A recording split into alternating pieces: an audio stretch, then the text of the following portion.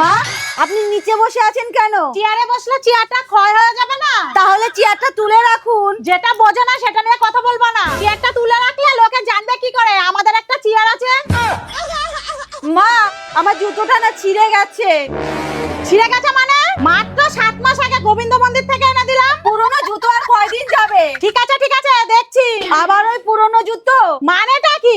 পরবা তো সেই পায়ে, নতুন কিনে পয়সা নষ্ট করে লাভ কি?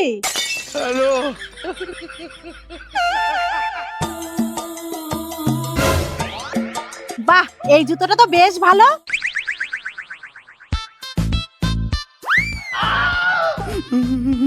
কি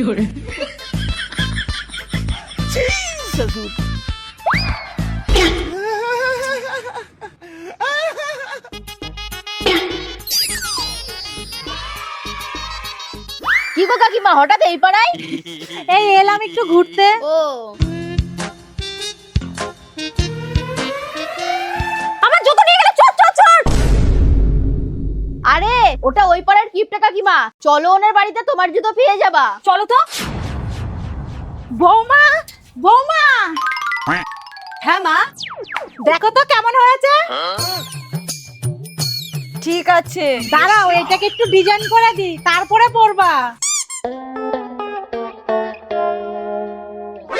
কাকিমা, ওই কাকিমা, কি হলো, এত চিল্লাচ্ছ কেন? এটা ভদ্রলোকের বাড়ি।